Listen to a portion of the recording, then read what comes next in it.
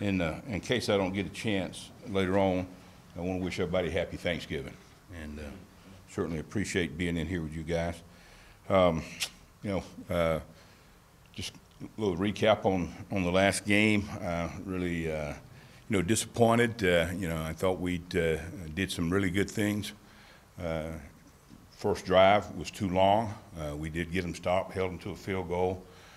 We had 3 chances to get off the field. We didn't do a very good job of that. And that was part of our problems all day, getting off the field on third down. And a lot of those third down were, 3rd and 3 or less, and still it doesn't matter what the down and distance is, you got to get off the field. We didn't do a very good job of that. I thought our kids or our young men played hard. I think they played physical. We didn't tackle as well as we needed to, and then in some situations we didn't cover as well as we needed to. And that's why, the result was the way it was. We played a good football team, played a very good offensive football team.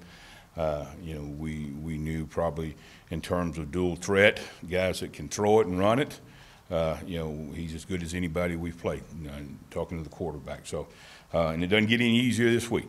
Different, it'll be a little bit different style. One of the top quarterbacks in the country. I think they're bringing back 5, 6, 7, 8, 9 starters. That offensive line's played together for several years. It'll be a challenge, but it's one that we're going to work hard, and hopefully we're going to be more prepared for. With that said, I'll start taking questions. Raise your hand. We'll get a mic to you. Coach, without having Curl and Pulley in this game, I imagine it's going to make it more difficult. What do you do in the secondary? Well, we're going, and you have to prepare for these situations. We got, 2 freshmen that'll be playing safety for us, and we hadn't made all the decisions at corner, but we'll have 4 corners and 4 safeties that we're going to go into the game with, and try to keep them fresh. And, we're going to get them ready to compete. That's the way it is. It's next man up. That's what they came here for, to be an Arkansas Razorback, get an opportunity to play. The opportunity's there, and, we're going to see how ready we can get them. And I'm sure they'll be excited about, playing on Friday afternoon. You came down to the field for the second half. What do you anticipate for this coming week, and how it changed things maybe for you? Well, I wanted to be around our kids because it's and like I said, even making that decision early in the year, there's a little bit of struggle about making that decision. I wanted to be around the kids. I hadn't been around them on the field during game time, and you get to know more about your kids when you see them in that situation, and you're able to sit down and talk with them on the sideline, and where they are, a little bit more about their demeanor, and I'm not going to say I learned a lot. There's a couple things I learned that I'm not going to, no need to talk about those, but I felt like I needed to be there with them and be in the battle with them, and that's why I came down. Any thoughts about this week? No, not yet. It's and see what the weather's like. No, I'm just teasing about the weather.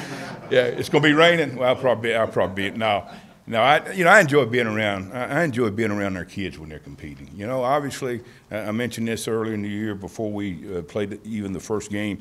It's easier to do your job in terms of calling the defenses, from the box. It's a calm, it's an environment that you can really, think and do the things that you need to do. But I've done it both. I've done it both ways. And I just felt the need to be on the field. And, hey, come Saturday, if I feel like I need to be on the field with the kids, that's where I'm going to be, right in the middle of the battle. Crockett's a Little Rock kid, and he's part of that 1-2 at running back. What do you think of those 2 guys, and maybe specifically on Crockett, too? Well, he's been injured a little bit. I don't like the fact that he's been injured, but, if he doesn't play, it wouldn't bother me. No, he's a good player. He's a really good player. Certainly you look at that, and in their offense, he fits them, and he's a powerful guy. He's got good size, and he runs hard, he runs physical. It's a complete offense. When you start breaking it down, there's no question about it. Where do you find a weakness? They got a tight end.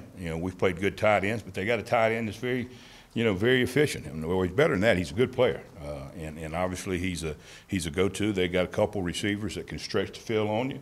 And again, they got a quarterback that can deliver the ball. And again, you're looking at an offensive line, and I'm not talking about a team that's undefeated. They've had their ups and downs too, but they are a very, very, very talented offensive football team.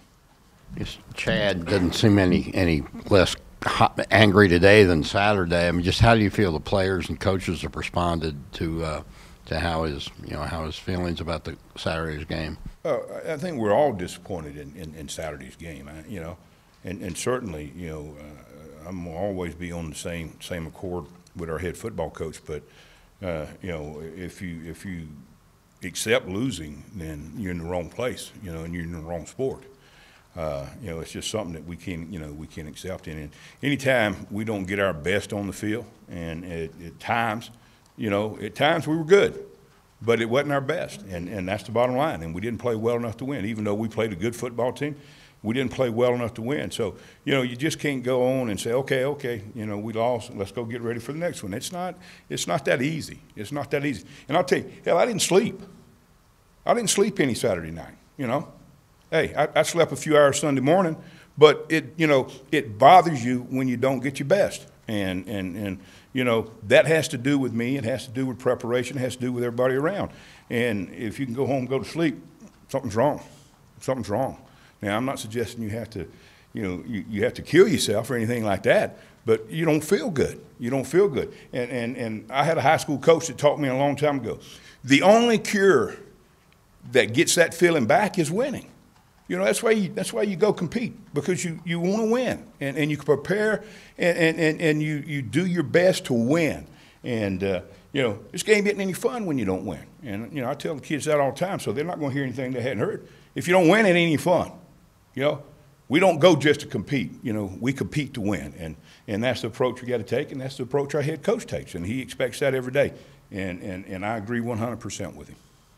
I asked you about Armand Watts last week, but physically, what is it that's allowed him to do what he's done this year? And I think he's among the top defensive tackle sack guys in the country. Well, I think, you know, a couple things. You know, number one, and this is the biggest key of all, he's balled in.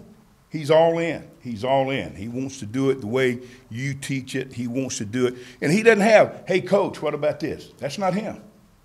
He's all in, and he has worked his rear end off to get to where he is. And all the credit goes to he and John Scott. You know, Coach Scott's done a good job coaching him, but he has been all in. He's been all ears, and then he's applying it in the game. And he's a smart young man. He understands football. You know, he could go teach everything that he's doing right now. He knows it that well, and I think that's a big part of it. And when you get, you know, obviously when you get your scheme in, and that's a big part of growing, you know, as a person with him personally, but then when you start growing as a football team, it's when they're able to teach each other. When they're able to teach each other, and that's what we got to be able to do. And we're a lot closer to that than we were 8 or 10 weeks ago. But that's, you know, that's how you establish a program. When they can teach each other, they understand the fundamentals, they understand the importance of the process. And listen, the process is not easy. It's not easy, and I'm going to talk to you like I talk to my guys. It's not easy. And sometimes it's not made for everybody. It's not made for everybody. And you know, it's those guys that are going to separate themselves, because really and truly, there's about that much difference between being good and being great. And the guys that search for that every day are the ones like Watts that, in my opinion, has had a great year. What was your personal response to Pulley and Curl and what they did before that game, and what you say to them? Well, you know, and I really don't like to talk about this. Coach has said enough, but very disappointed. And again, you know, as far as I'm concerned, that's enough said. You know, very disappointed. They understand that. I understand that. And listen, you know, it's about, you know, when you start looking at it, you know, it's about perception. You know, even though that was not acceptable, you know, but it's really perception. And here we are fighting, you know, to develop the kind of culture where you're going to have a winning attitude by every guy that walks on that field. And again, I'm not questioning their character, but the perception was not very good, and it had to be addressed. And our head coach has handled that, and I'm with him 100%.